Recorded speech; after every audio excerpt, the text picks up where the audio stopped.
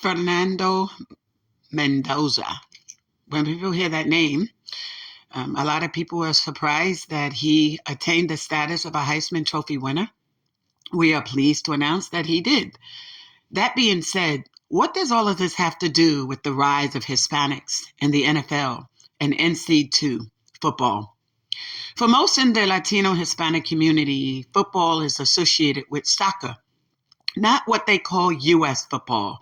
If you live throughout the diaspora and or the Caribbean island or Latin America, they will usually associate U.S. football with the sport of football. But football for them is generally soccer.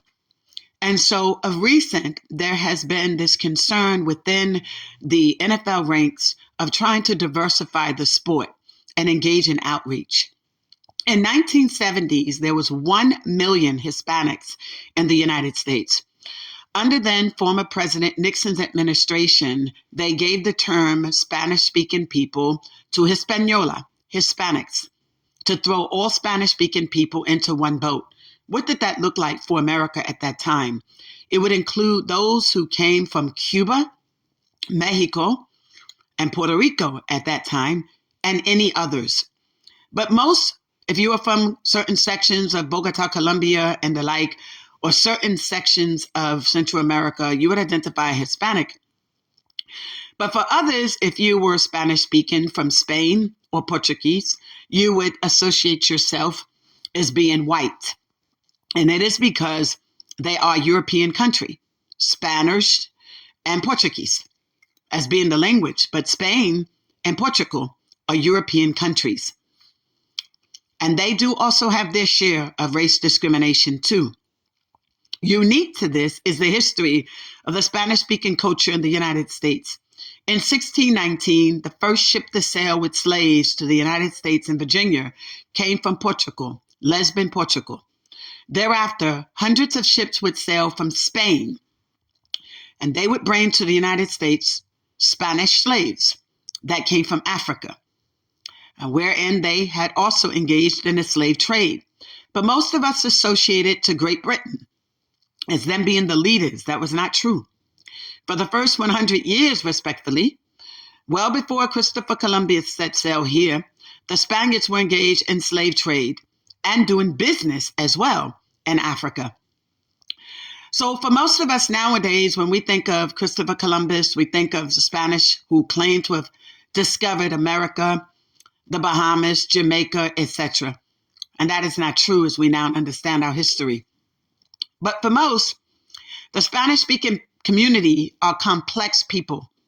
Complex in a sense that if you know the history of the Spaniards and their involvement in the slave trade, then you know states like Texas, Florida, even the Carolinas and New York were inundated with slaves that would come from the Spanish countries that were associated with the slave trade in West and East Africa. Many who would find themselves in Jamaica and in Latin America as well. But they also found themselves in Cuba. And so the Cuban community was inundated with Spanish slaveholders, European slaveholders, but also the indigenous people of Cuba. The Mendoza family comes from Cuba, a socialist country, where many of them came as part of the Mario boat people, or also associated as the Bay of Pigs. And prior to and during the Kennedy administration, there was a rise of Cubans that lived in the United States. Many of us associate them with the Bronx, New York, where the Afro-Cubans resided, along with some of the indigenous people from the island, but also what we call Spanish Harlem. Spanish Harlem wasn't simply for Puerto Ricans. Well before the Puerto Ricans began to come to the United States and recognize itself as a Commonwealth of the United States, the Cubans were here. They were not in Florida. They were in New York. But they were also somewhere else too. They were the Montanese. The Alston family of Virginia, North and South Carolina, owned slaves, but also indentured servants. Those servants came by way of Nigeria to Cuba to the United States. And some also came from different other sections of Africa. When they came to the United States, they were owned in part by the John Alston family line, Virginia, North and South Carolina. But those also came as indentured servants under contract to work 7 years, and then they were to attain their freedom. But while still in Cuba, another group of the same family line that was sent to be enslaved in the United States were in the town and the city of Matazas, Matazas. The historical significance of the Austin family can also be found and discovered through the Historic Society listed for the state of North Carolina under Westside High School, the Austin Campbell family line. The Campbell family line is very unique. They were Cap, Campbell Austin Perry, and Cap, Campbell Austin Ruckers. Yes, as in the basketball family, the same Ruckers family. But nevertheless, as it pertains to the importance of the history of Cuba and how the interplay and intersectionality with the Mendoza family, it's important to note that because of the history of Cuba, there seems to be some complexities in understanding who is and who is not Spanish, who is and who is not Hispanic, because all these names are associated with one community of Spanish-speaking people who, because of the Nixon administration, were all put together based on their one commonality, their language. And so in the United States at the time, there was a strong Cuban base here. But then something happened, as we know, during the Kennedy administration, the Mario Boat people and the Bay of Pigs, that between 1960 and 1980s, Florida had an influx of Cubans. These were the Spanish Cuban, Anglo Cubans, white Cubans, European Cubans, who prided themselves differently based on their experience in Cuba, being a socialist society led by Fidel Castro. Their demand also included, but was not limited to, the sanctions and embargoes on Cuba that would ultimately lead to a country that suffered greatly. Cuba was once a thriving country in the areas of business, industry, economy, health, and science as well. But they were also known for something interesting, the casinos. Most people would literally go to Cuba to enjoy the casino industry until what we now know as by families, mafiosos, etc., built up Las Vegas and Atlantic City. But before that would happen, Cuba would thrive financially, doing business with Russia, the Soviet Union at the time, Mikhail Gorbachev, with Africa and African nations like Nigeria, and they exceeded, and they were financially well off. But when the United States began to issue sanctions and embargoes and make demands upon them, the country suffered dearly. But it was those who was left there that suffered, where most of the Anglo or the white Cubans left to come to the United States, to Canada, and to the UK. It left the majority of the community that was still there thriving, but now suffering, the Afro-Cubans in Havana, Montanese, and surrounding areas. Today, Cuba has been adversely impacted and suffering through Hurricane Melissa, a 5-cat hurricane. But even prior to that, they were suffering and dying from mosquito infestation that was leading to the death and the illnesses of so many of our children and elderly. Comments and commentary that were not raised when Mendoza accepted the Heisman Trophy. Mendoza is a Spanish Cuban, a white Cuban, whose family reaped the benefits of coming to the United States through the embargoes and the sanctions that were also placed on the Afro-Cuban community. And so there is a mixed feeling on him attaining the status that he did. Those who are sports enthusiasts are happy. They're pleased that Indiana would have its very first Heisman Trophy winner, a quarterback. But many were silent at the fact that he was Cuban because some thought he was Mexican. He's not. Would that have made a difference? There's something interesting to note. Why was the American media pretty quiet about who he was? And did the committee know that he was a Cuban? There are many now that are engaged in pushback respectfully, but there's something that is happening in the United States in this space, and it's twofold.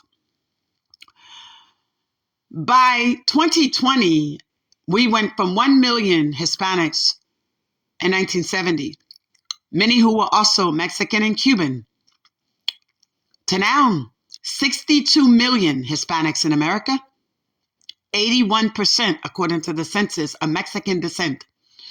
9.6% are Puerto Rican, and the rest are Cuban and others. As a result of the Bay of Pigs and the Mario Boat people and the forced deportation of many Cubans who were in the United States prior to that time and during the Kennedy administration, many were forced back to Cuba. And that's where they stayed. And that's where many of them died too.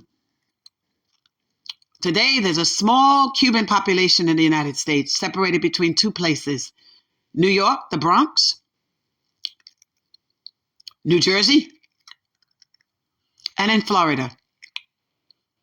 The association of many in Florida is that association is those who we look to for the political, but also a population in Texas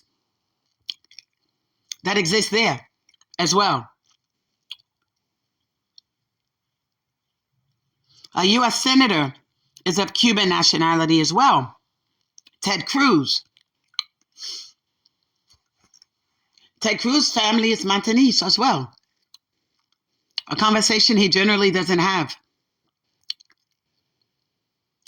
So many of us are pleased and grateful that the NFL and the NCAA have diversified, but when they talk about the historical significance, they don't reference it based on him being a Hispanic or Cuban. Instead, they base it on the fact that he is the first in Indiana's history, Hoosiers, to win with a record of 14-0. But that should not in and of itself have given him that over the other two contenders. And I say that because if those of you who follow sports like we do, you will know that the 2023-24 year, Coach Storm of the University of Georgia, the Bulldogs, had a 27-0 record. The CFP did not recognize them for the playoffs, and they were not recognized either for Heisman. How did that happen? And while we're grateful of those who did win, we still look to the lack of transparency and what makes you eligible for the Heisman and what makes you eligible for CFP. So let us not be confused and think that because Indiana had a 14-0 record, that automatically somehow guaranteed their slot over the next two contenders who had a 10-2 record at Vandy. Okay? Because if that be the case, then the University of Georgia should have had it hands down. Coach Storm, he had a 27-0 record, the best record ever. But they neither got to the CFP, they didn't get to the conference playoffs, and they didn't get a Heisman winner. But Indiana did. So what is happening now that there's such a push to appeal to the Latino, the Hispanic community? Even wherein you have someone like a Fernando Mendoza, whose father is a doctor, whose mother was a practitioner herself, but not of medicine. She used to play tennis. She now suffers from MS. So it's a well-to-do family by all standards, not the typical football player that generally comes from rural America, like the contenders and those who followed. So we're also not only looking at a change in race and demographics, but also respectfully a change in the socioeconomic status of those who are playing football, who are actually excelling in that space. And is that the direction that the NFL and NCAA are taking? That this choice would be made on the heels of the NFL facing backlash from bringing in a drag queen, a member of the LGBTQIA community, Bad Bunny, to perform at the Super Bowl. So was this a response to that? To say, America, wake up. There's a new group in town. But they're not new at all. For of the 62 million, 81%, to the tune of almost 40 plus million, are Mexican. Are we so confused with the nationality and demographics that when we think of Spanish in America, we think of everyone except the Mexicans? We assume everyone is Puerto Rican, right? And then we think maybe any other race or group of people respectfully, but we generally don't think, if at all, about embracing the Mexican community. Or did they assume or think that Mendoza was Mexican? There are many who said they thought he was. Would that have made a difference in their selection process if they knew that he was Cuban? witted.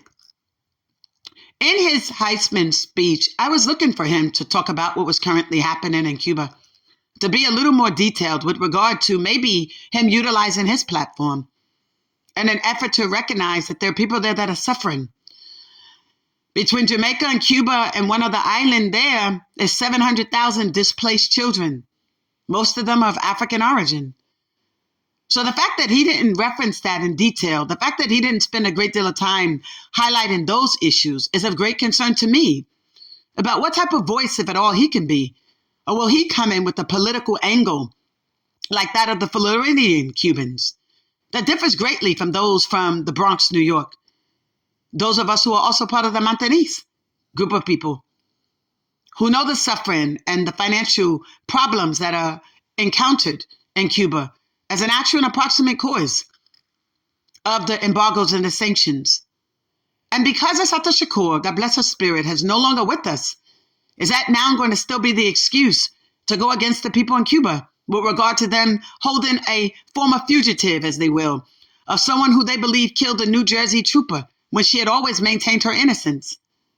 If that be the case, how long will we allow the Cuban people to suffer in the name of democracy here in the Americas?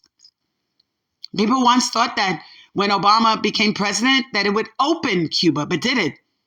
Particularly when he was called upon to denounce the presence and the visitation of Sean Carter, Jay-Z, and Beyonce. In fact, doing a press conference in where he said he got 99 problems and Jay-Z is one of them. So what will Mendoza's presence in the NFL be? Will he be that person that stands on social justice and reform?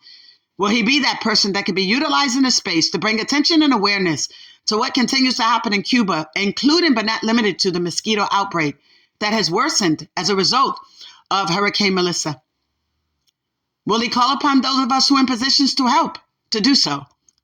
Will he lead a group there to provide programs and services? Or will he be like a lot of those in Florida, just enjoying the perks of being American? And if that's enough for him, will that be enough for us in the sports world? Will bringing him in really highlight what we're attempting to do, or what seemingly is attempting to be done, with regard to bringing awareness to this growing population that just popped up on us? But let us be clear, California, Nevada, New Mexico, Arizona, and Texas, and part of Colorado, it belonged to the Mexicans. That was their homestead prior to the Mexican-American War. They lost that, just like France lost Louisiana and the Louisiana Purchase. This is why knowing our history is important also. But for the 62 million, 81% who are Mexican that are here, they don't identify as Cuban or Puerto Rican. The Mexican community is long and short by themselves. And they have actually one of the largest billionaire populations in the world, starting with the Carlos Slims. So how they still find political asylum and everything else here in the United States should be of great concern to a lot of people. But they've been brought in to be the middle, the divider between the black and the white Americans. So you bring them and you look for them to have an allegiance to whom? Who do you seek for them to have an allegiance to? Mendoza speaking Spanish meant what to us as part of his speech? And to whom was he communicating with? Family and friends in Cuba? Or the Spanish-speaking people around the world? Or here in the United States? What message is the NFL and the NCAA sending us? Will they be like Braves and other teams where the majority of the athletes eventually in the Major League Baseball are the figures of that of 1942? Less than 6% of Major League Baseball players in America identify as African American. And even though you see men of color, if you will, respectfully, they identify as Dominican. Some will say they're not black, they're not white, they're Dominican. But others will identify as Afro-Dominicans. And for those who do, good for you. But when we see Mendoza, what do we think of? Did you see a white man? Did you see a Mexican? Did you see a Cuban? Or did you see a shifting in what is about to happen in the NFL too? Just as we see the decline of African American players in Major League We do see it also in the National Basketball Association, for which the Players Union haven't done anything to address to date. The NBA Players Association has been horrible. They're so busy worried about trying to get players, the Hall of Fame status and jersey retirements and recognize their first Asian on this status and that status. But what, in fact, are they doing in terms of addressing the issue of diversity and the decrease in the decline of African-American players? This draft was the first time we had an African-American in many years when we had Flag. Imagine that. Before then, you had Zachariah out of France and Wembley and others.